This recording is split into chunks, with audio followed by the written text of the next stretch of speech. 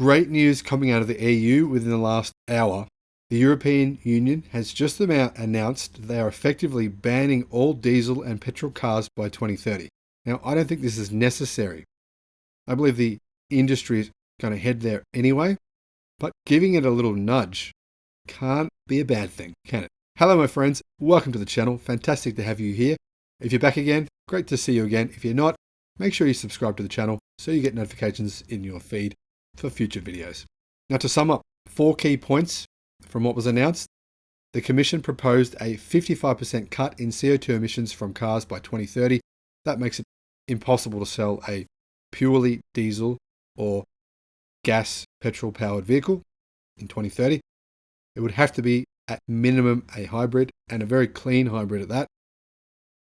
The proposals include a 100% cut in CO2 emissions from cars by 2035, meaning all hybrids will be banned by 2035 and all cars by then must be purely battery powered. I don't see that as being an issue. I think that it's a guarantee that the industry will be there anyway, but still a good thing. The Commission expects 16.3 million charging stations by 2050.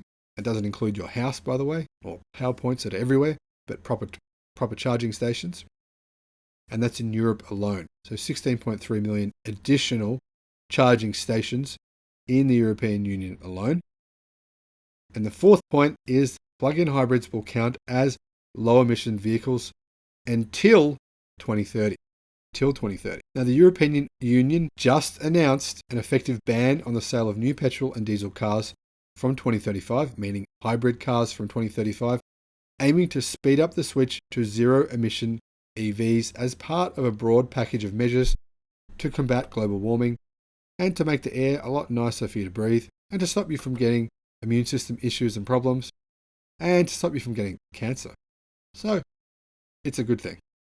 Now, the EU executive, the European Commission, proposed a 55% cut in CO2 emissions from cars by 2030 versus 2021 levels. Much higher than the existing target of a 37.5% reduction by then. So basically the EU are meeting every year, and in the space of 1 year, they've gone from 37.5% to 55%. And obviously, this basically means it's going to be virtually impossible by 2030 to sell anything but an EV. They're going to keep on revising these numbers as the market continues to change and adapt so that they don't sound like they're out of touch. And they're going to say within the matter of 2 or 3 years that 55% is now 100%. Basically guaranteed. Now, EU also proposed a 100% cut in CO2 emissions by 2035, which would make it impossible to sell new fossil fuel powered hybrids or fossil fuel powered vehicles of any type in the 27 country bloc by 2035. Toyota, you're screwed. Anyway, let's move on. This is the sort of ambition we've been waiting to see from the EU, where it's been lacking in recent years, said Helen Clarkson, Chief Executive of the Climate Group, a non-profit group that works with business and government to tackle climate change. The science tells us we need to halve emissions by 2030, so for road transport, it's simple. Get rid of the internal combustion engine. Now, the European car industry, ACEA, however, said banning a specific technology was not a rational way forward, adding that internal combustion engines, hybrids, battery electric and hydrogen vehicles needed to play a role in the transition. What a load of complete bullshit. They're scared of losing jobs. They're scared that a lot of these car production that they currently have is going to move to China. And it will, unless they get their ass into gear. It's just a fact. It's not what I want to happen. It's not what I'm dreaming will happen. It's not what I'm promoting will happen. It's just what will happen unless the European Union, unless many car manufacturers currently in Europe get off their asses and actually start moving to EVs as fast as they can. They need to hurry the heck up because they're way behind. Now, to boost sales of EVs, Brussels also proposed legislation that would require countries to install public charging points no more than 60 kilometers apart on major roads by 2025.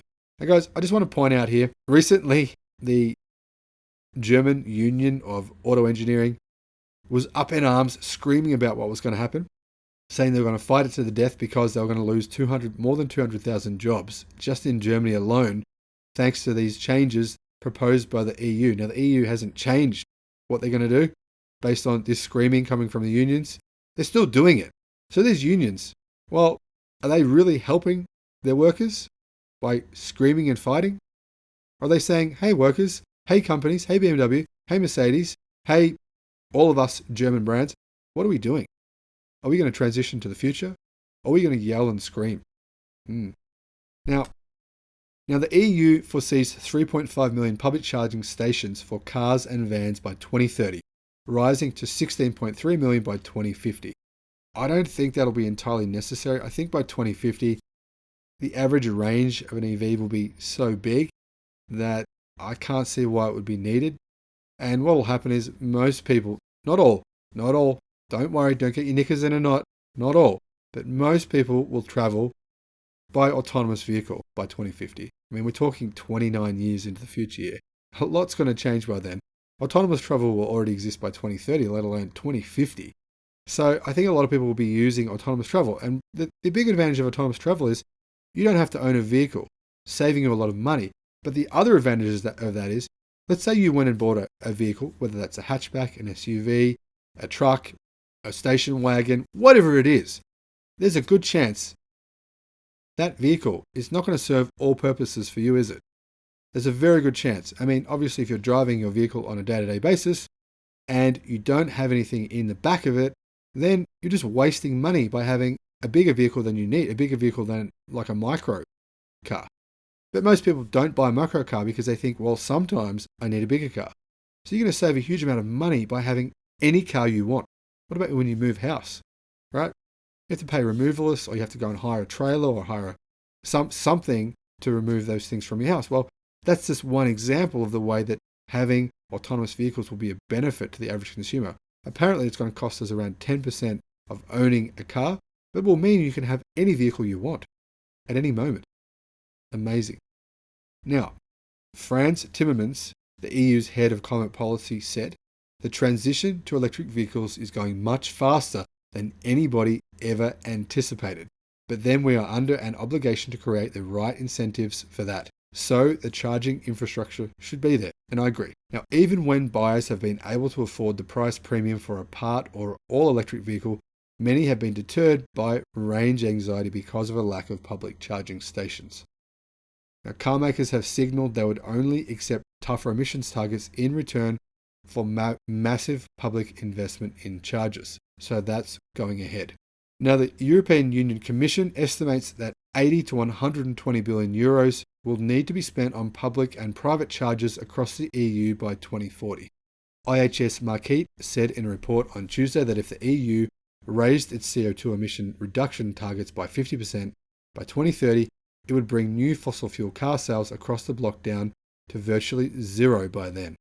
It is clear that if these stretch goals are implemented as solid proposals to be voted into legislation, that car makers that have been bolder and invested heavily earlier in electrification will have a significant advantage, IHS said. The Commission's proposals will need to be negotiated and approved by EU member states and the European Parliament, which would take around 2 years. Now, low-emission car sales surged in Europe last year, even as the COVID-19 pandemic knocked over overall vehicle sales it smashed them. They fell drastically compared to the previous year. But now 1 in every 9 new cars sold, are EVs in Europe. Amazing. And this is just the start of the S-curve.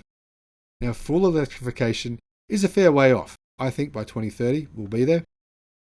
But many car makers have announced investments in electrification, partly in anticipation of tougher EU emissions targets. For example, the Volkswagen Group is going to spend $94 billion transitioning their cars to EVs.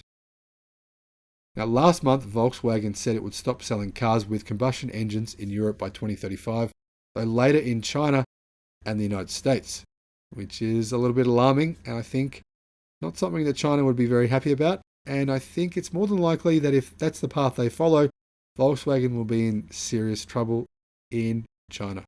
Now, Stellantis said last week it would invest more than 30 billion euros by 2025 on electrifying its lineup. That's not enough. They need to at least triple that amount of money based on my figures. Consultancy Alex Partners estimates car makers and suppliers globally will invest $330 billion in electrification from 2021 to 2025, up more than 40% from its estimate of $250 billion for 2020. Now, Brussels also proposed allowing plug-in hybrids to count as low-emission vehicles up until 2030, but not beyond. Now, that will come as a relief to car makers like BMW and Renault that have invested heavily in hybrids or plug-in hybrids, which have both an electric motor and a combustion engine. But beyond 2030, they're screwed. So they're going to have to change pretty quick. Now, with the green credentials of hybrid cars increasingly being challenged, car makers that feared those investments would be wasted if they were phased out too soon mean that some of those car makers stand to lose billions of dollars unless they get on with the transition to full EVs now, not later. Once green, plug-in hybrid cars will suddenly look like dinosaurs. It's not long. Thanks for watching. I'll see you on the next one. Bye-bye.